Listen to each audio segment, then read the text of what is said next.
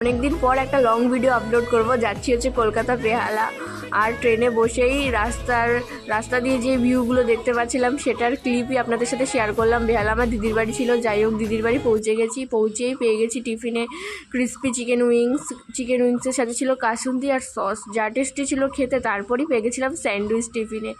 এই স্যান্ডউইচ খেয়ে যত সময় মিয়ামারে স্যান্ডউইচ ছিল, সেদিন যেহেতু টায়ার্ড ছিলাম তাই তাড়াতাড়ি ঘুমিয়ে পড়েছিলাম। ঘুম থেকে উঠে দেখি টিফিনে ছিল লুচির সাথে হচ্ছে এখানে ছোলার ডাল ছিল। ছোলার ডাল দিয়ে লুচি আমার দারুণ লাগে, গরম গরম ফুলকো লুচির সাথে ছোলার ডাল একদম মুখে দিয়েছি, পরে একদম পুরো এত টেস্টি লাগছিল। যাই হোক, যেহেতু দিদির বাড়িতে পুজো ছিল তাই দিদির বাড়ির ঠাকুরটা দেখতে উঠোনে চলে এসেছি, আর একটু ভিডিও নিয়ে নিয়েছি আপনাদের দেখানোর জন্য।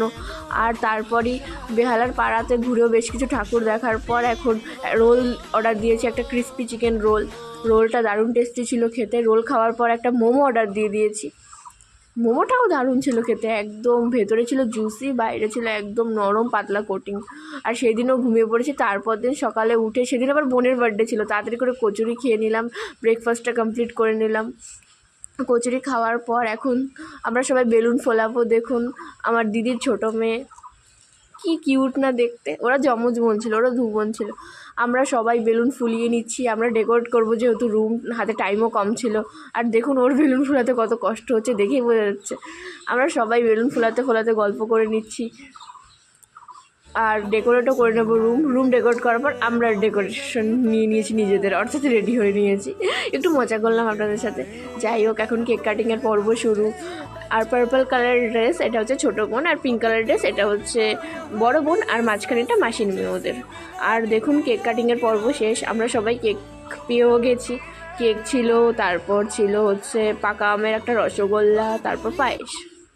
যেহেতু সেদিন দুর্গাপুজো ছিল তাই ভেজ ছিল, ভেজের মধ্যে ছিল কচুরি, তারপর চানার তরকারি অর্থাৎ ছোলার ডালের তরকারি, এরপর পনিরের তরকারির সাথে ফ্রাইড রাইস। দারুণ ছিল ভেজের মধ্যে আইটেমগুলো। এরপর 108টা পদ্ম ফুল আমরা সবাই ফুটিয়ে নিচ্ছি। দিদির দেওর ননদ ওদের সাথে গল্প করতে করতে ফুটিয়ে নিয়েছিলাম। তারপরে 108টা প্রদীপও জ্বালিয়ে নিয়েছিলাম। সব কিছু করার পর দেখুন মায়ের মুখটা কী সুন্দর লাগছে।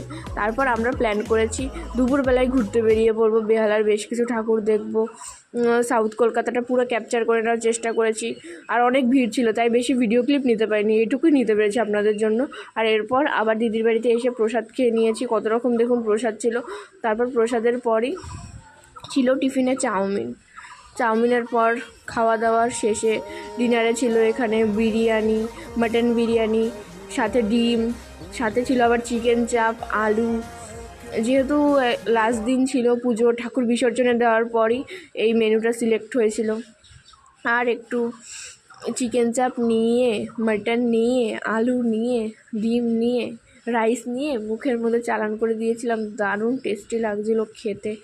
আর এত হেভি খাবার খাওয়া হয়ে গেছে, একটু আইসক্রিম না হলে হয় বলুন তো। সেই জন্য ডাবের আইসক্রিম, তারপর হচ্ছে স্যাফরন কেশরের আইসক্রিম দিয়ে আজকের খাবার